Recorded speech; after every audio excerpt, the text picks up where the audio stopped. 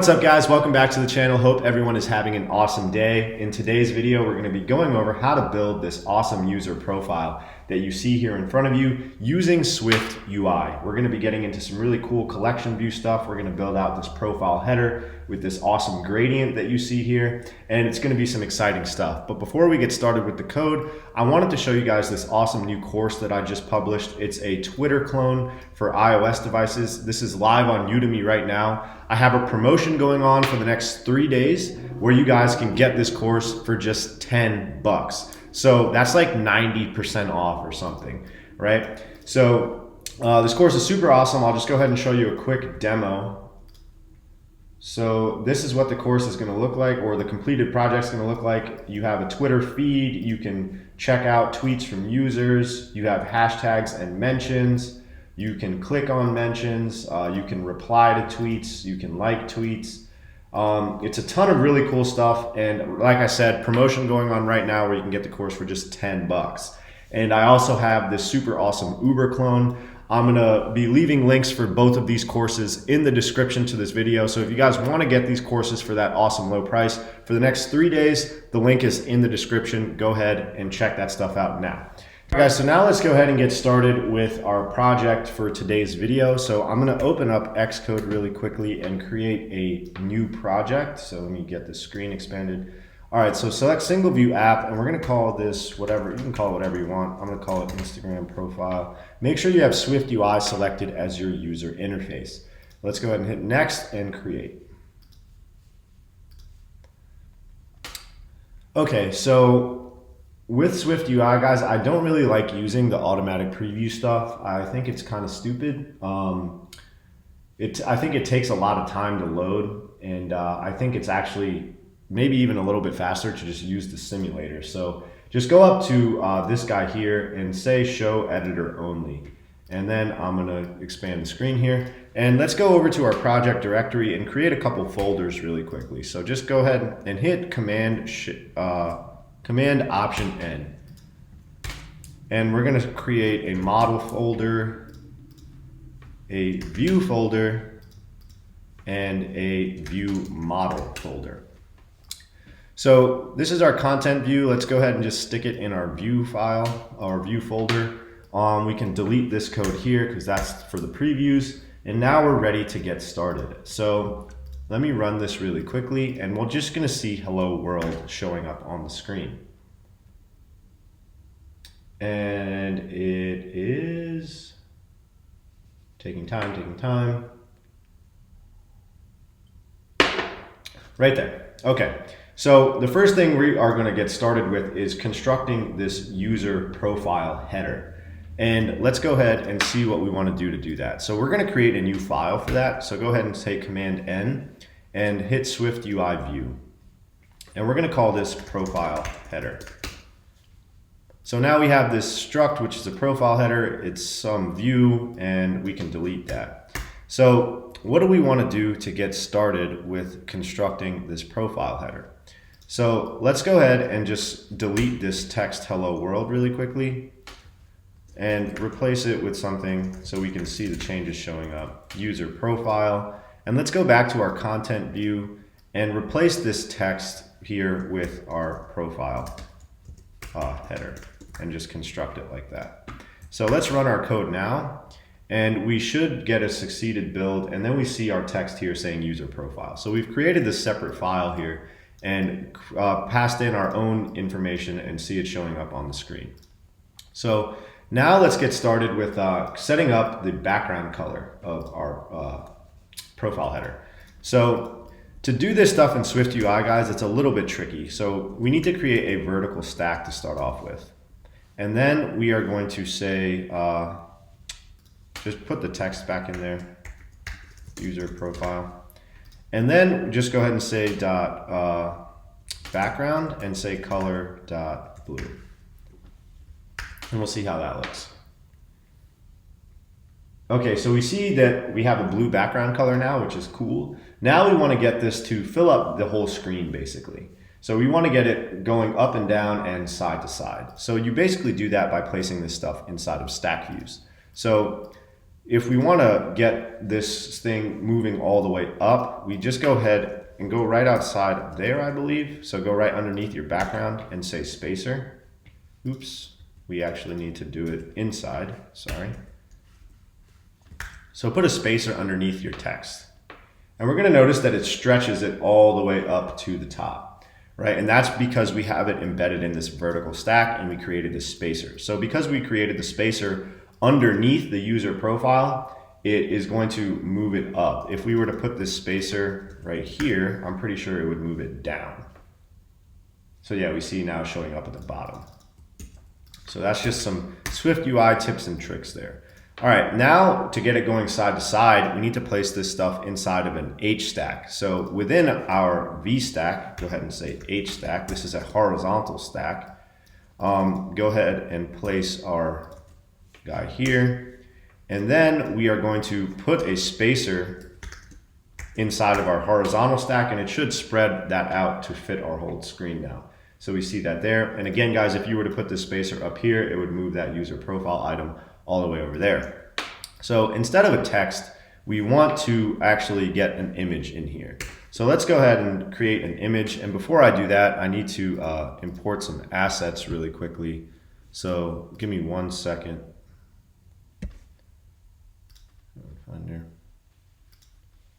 Okay, you guys are going to want to do this as well, or you could simply use your own assets.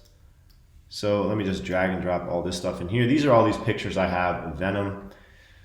Okay, so once again, if you guys want these assets, you can just download the completed source code. The link to that is in the description as well, and you can get all these assets from the project. Okay guys, so let's just hop back into our profile header and let's go ahead and create an image here. So inside of your H stack, we are going to create this image, and I'm just going to pass in Venom 10 here. That's going to be the image that we see here. And let's just go ahead and see what it looks like if we just leave it there. Then we're going to add some attributes to this image to get it looking the way we want to. So it's massive, right? Because without resizing the image, it shows up as the original size. So we need to say .resizable. And then we need to say .aspect ratio .fill. Let's see what that looks like. Same thing, it got a little bigger actually. So now we can just go ahead and say .frame, and we're gonna say 200 by 200, and we don't need this alignment. And now let's see what that looks like. So it's a lot smaller. And now we're just gonna say .corner radius of 200, .clip shape, and we're gonna make it a circle. Actually, I don't know if we need the corner radius if we're going to do the clip shape. Let's see. Yeah, we don't. So we don't need to set the corner radius. We can just do the clip shape there. Then say .clipped.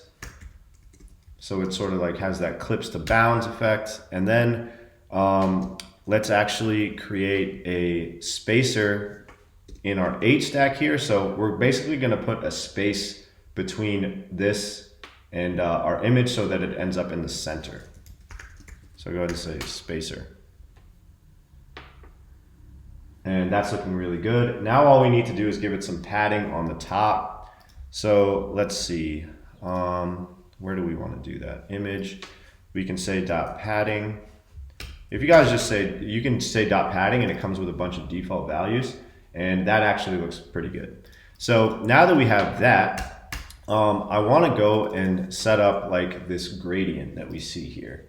So that's pretty easy to do. We're just going to go up here and say, let gradient equal, it's going to be a gradient, and this colors guy, and we're just going to create an array, and we're going to say .blue, .purple.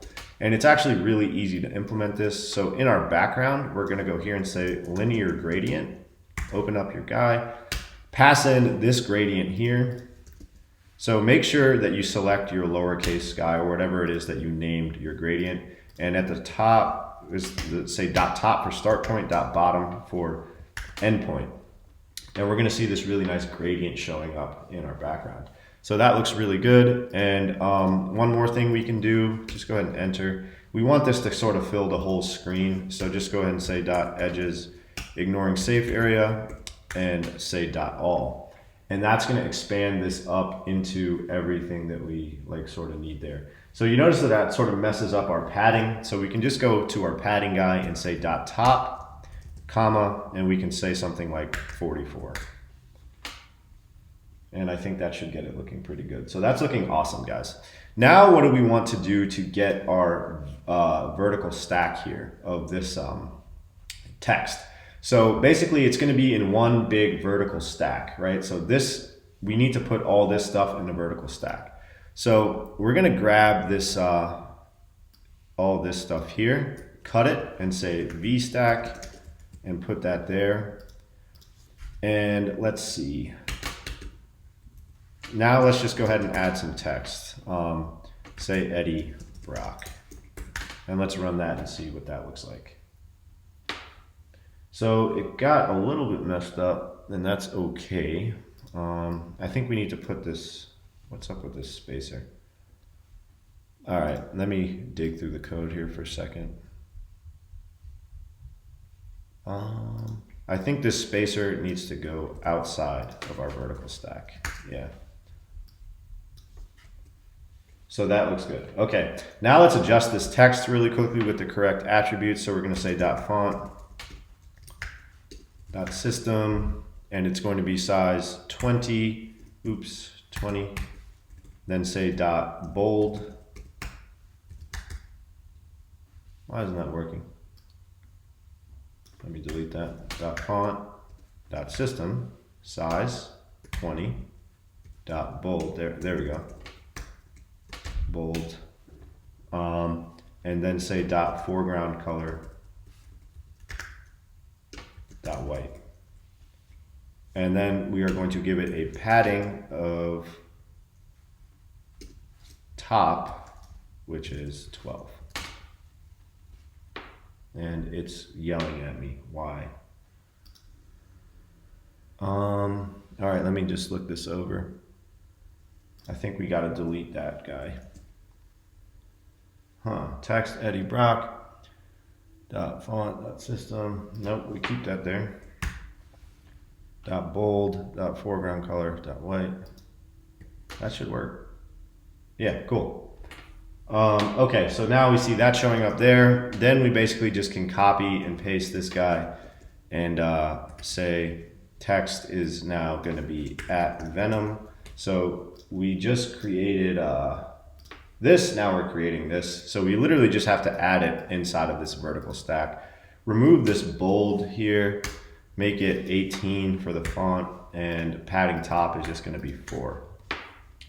So you guys can see that like SwiftUI does have some really cool advantages, but it's also got some things that are confusing about it. Like auto layout was sort of nice in that you could place things inside of a coordinate system and you could anchor things to each other. SwiftUI works purely in stack views, and you have to do that to get all their sizing and spacing right. And it's not terrible, but it definitely takes some getting used to. Okay, so now let's go ahead and start with creating our collection view. So that's our profile header, guys. So to create our collection view, we're going to need to import a Swift package. So we go here and we are going to be using this ASCollectionView by App Tech Studios. So if you guys are unfamiliar with Swift packages, it's basically a replacement for CocoaPods. So just go ahead and copy this URL right here, or you can type it out. It's not that hard. And we are going to import this as a package. It's basically a third-party API.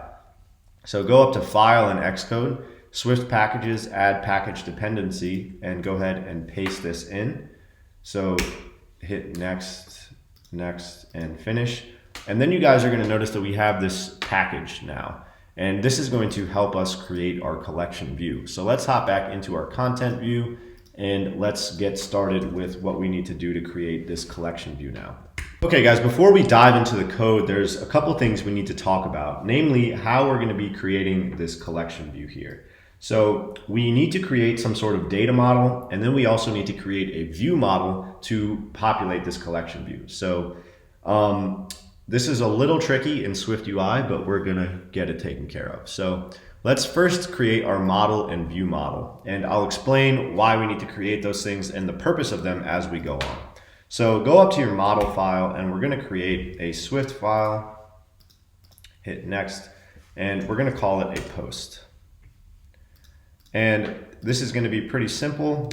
All a post is gonna have in this video is an image name, right? So we're gonna populate each one of these cells with a post. So basically we have to stick a post inside of each cell, but in order to do that, we have to create what the post is, or the post object in our code. So we have to say struct post. It has to conform to this identifiable protocol. That's a new SwiftUI thing, which requires us to give it an ID. And we are then going to give it a property of an image name, which is a string. So this is our post structure. So now let's go back into our content view, and let's see what we need to do here. Actually, before we do that, let's create another SwiftUI view, which is going to be the view for this cell. So let's call this post cell. And we can delete this guy here. And here's where we start to use our model. So let's say let post be a post, right?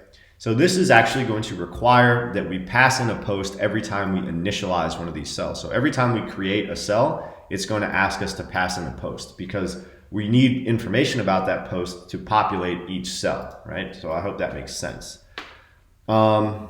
So var body some view, let me see. Okay, we are going to create this, let's actually just say text post.image name. So that's all a post cell is going to be for now. We're obviously going to get into what we need to do to create it later on. So now that we've done that, let's go ahead and import ASCollectionView. And let's get started with creating this collection view. We're going to get into what we need to do with our view model in a little bit. So basically, you are just going to go into your body, and you're going to put this profile header into a vertical stack. And that's because our header here and our collection view are going to be stacked vertically, so we put them inside of a vertical stack. Now we're just going to say let's see, or not, don't say let, say ASCollectionView, and we're going to open this guy. Oh, why isn't my autocomplete working? Don't do that to me right now. Somebody build my project. Build succeeded. Crap. All right, guys, give me 1 second. I need to do something with Xcode so that my autocomplete comes back to life. All right, guys, so autocomplete came back to life. Now let's see how we want to create our ASCollectionView here. So open it up, and we're going to select this option here, data and content builder. So basically we need to pass in some data to this thing so it knows what to populate the collection view with. This is where our view model is going to come into play. So you guys could create like a dummy post right up here or something, but I'm just going to skip right to creating the view model because that's how we're supposed to do it. So go ahead and create a Swift file, and we're going to call this post view model and hit create. Okay, so this is where we're going to create all of our posts. There's going to be some notation that you guys might not understand here, but don't worry about it just yet. So basically this view model needs to be an observable object, and then we need to create this published variable var posts equals post, and then we need to say init, and here is where we're going to construct all of our posts. So right now just go ahead and say post.append, and then say post ID is 1 and image name is Venom like -4 or something. So basically all you got to do is pick one of your asset image names and set that as the image name for the post. And we're going to get into how to actually populate that with the image view in a little bit. But essentially this is our data source, guys. So we use the view model to help us populate what goes on in the view. So now we need to hop back to our content view, and we need to create an instance of that view model. So it's say observed object var view model equals view post view model. Post view model. Let's build it. Oops. Post view model. Build that. And okay. So now in our data guy here, we're going to say view model dot posts, and then here we are just going to pass in a post. We don't need that content view, and we can delete all this stuff here, or yeah, just delete that. Okay, so I know this is a little confusing right now, but let's just go ahead and make sure this is working. So essentially inside of this closure here is where we're going to construct our view for the cell. So we're going to say, I keep saying grid, it's post cell, and then we're going to pass in this post here. So let's render this and see what it looks like.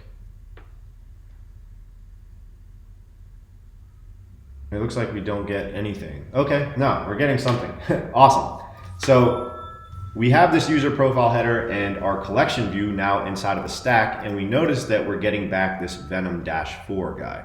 And let's talk about why that is. So in our post, we just have this body, which is a text, and it's giving us back the image name from the post. So in our view model, we created this post with an ID of 1 and Venom-4 as the image name.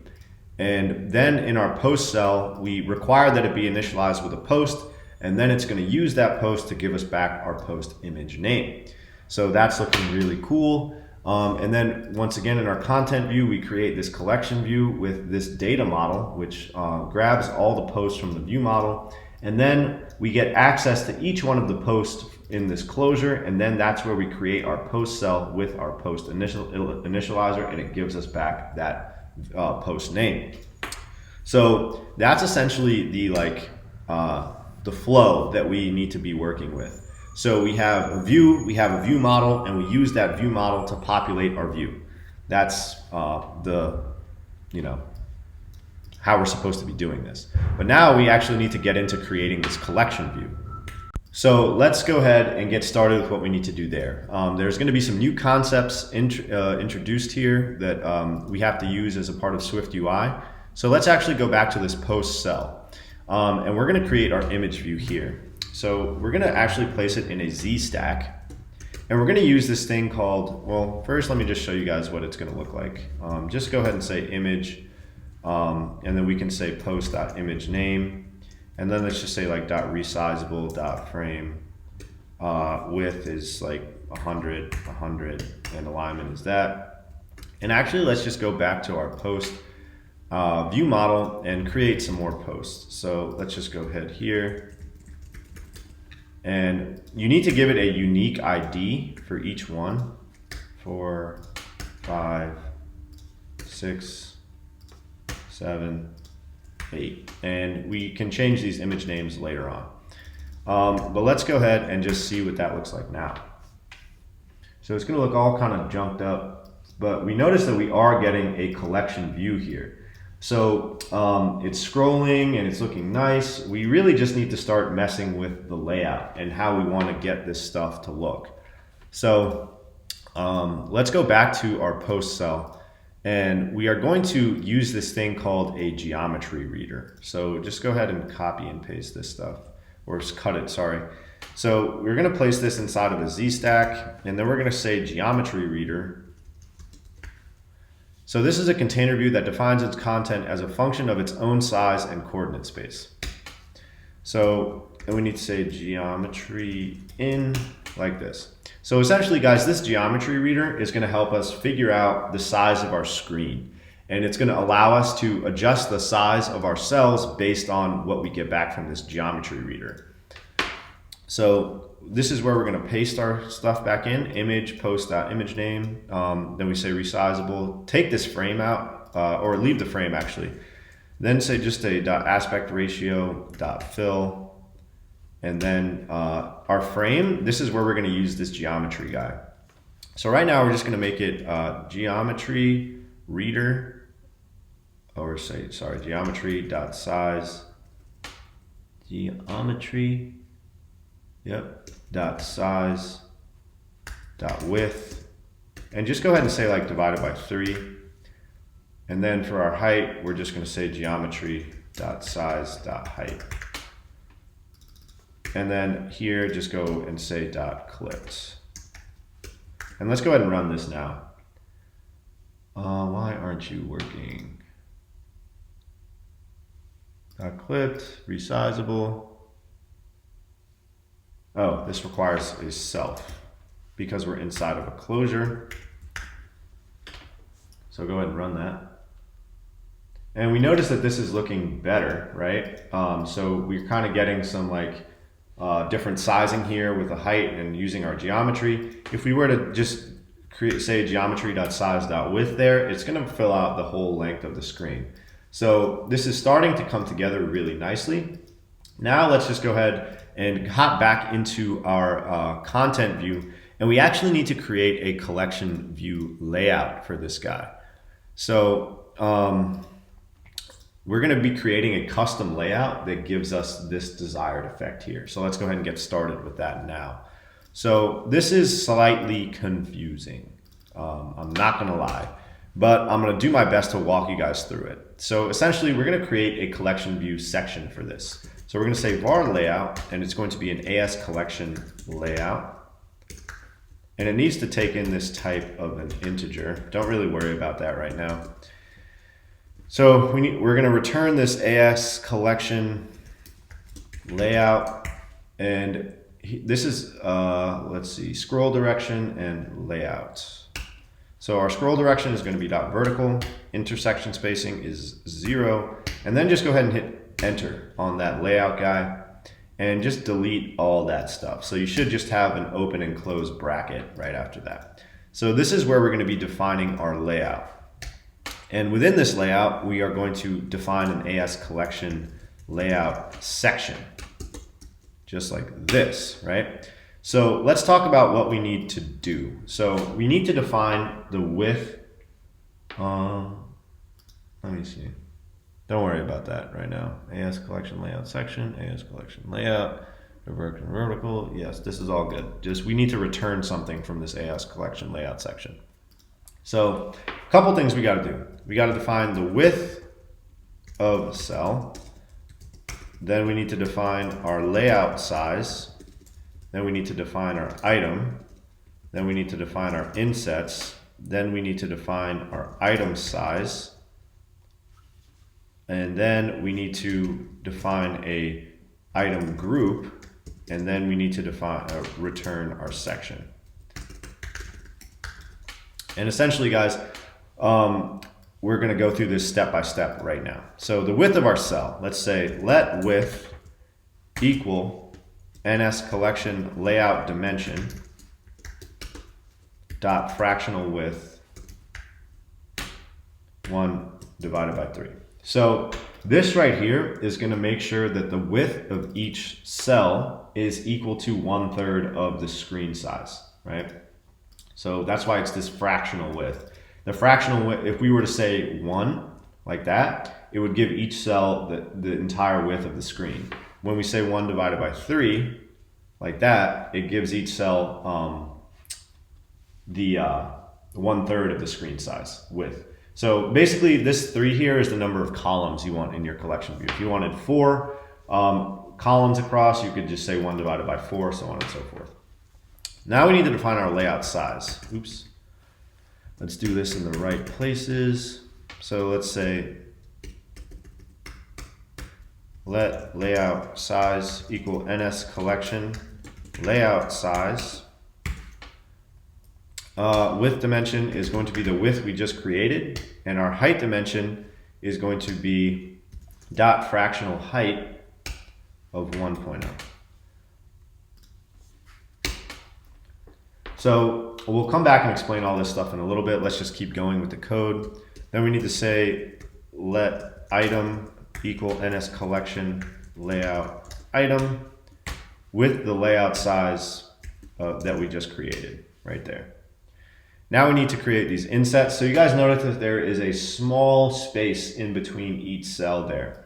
That's what this inset guy is going to be. So we're going to say let inset equals CG float 0.5, and then we're going to say item.content insets equals ns directional edge insets.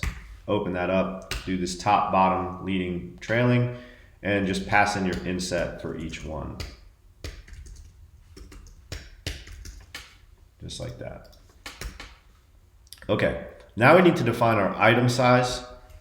So we're going to say let item size equal ns collection layout size with a width and a height. So here we're going to say dot fractional width of 1.0 and a height dimension of width. So that's this width guy we created up here. Essentially, this is going to make this a square. So we're giving it the same width. The height is equal to the width here, which gives it that square shape. Now we need to define our item group. So we're going to say let item group equal ns collection layout group dot horizontal, and it's going to be this layout size, and we're going to pass in our item size there with sub items of item. And then we're going to say return section, return ns collection layout section group items group. Oops, item group. Okay, so we are going to come back to what all this stuff means in detail once we see it working. So I want to get this actually showing up on the screen of our project. All right. So now we can go here and we're going to say dot layout, and then we're going to say self dot layout, and let's see what that looks like. Build failed. Oops, guys, go ahead and make sure that, oh, what? No member layout, opaque return type. All right, hold on. Let me see this var layout guy. So just go ahead and cut this really quickly. So we have that. Okay, yeah, so our layout should just go there. Build failed. All right, guys, give me 1 second. Let me figure this out. Okay, guys, so essentially I put this layout in the wrong spot. So just go ahead and cut all this code with Command X. And make sure that you just put it inside of your content view. So don't put it inside the body, right? So now that we did that, that should be good to go. And we should see our collection view showing up nicely. So that's looking pretty darn good. We just got some spacing and stuff that we need to fix. But let's go over everything we just did really quickly. So this width of cell, right? So this gives it that desired width that we wanted, with 1/3 of the view's, the screen's width. Then we create this layout size. So this is just defining the size of our collection view layout. So this basically this entire thing, right? So the width dimension, no, sorry, not for the entire thing. This is the collection layout size, and we pass in this width dimension of the width here. And we're using this layout size to construct our item. So this is how we define the size of each item. So we're saying that we want the item to have this width and the fractional height of 1.0, meaning that the height is just equal to the entire frame of this guy. If I were to go here and say divided by 2, we'll notice that the height of each item gets cut in half, just like that. But we notice that the cell is still that other size, right? The original size. So the cell here is still stretching all the way down here, but the item is only half of the cell's width now. So if we go back and just say 1.0, it'll stretch the image out to fill the entire size of the collection view item. So this is the layout size, right? Now this is the inset for each item, so that's just the spacing between each item. It's 0.5 in every direction. And then, so let's see, this item size here. I think I might have named this poorly. So this is the collection layout size, width dimension, fractional width 1.0.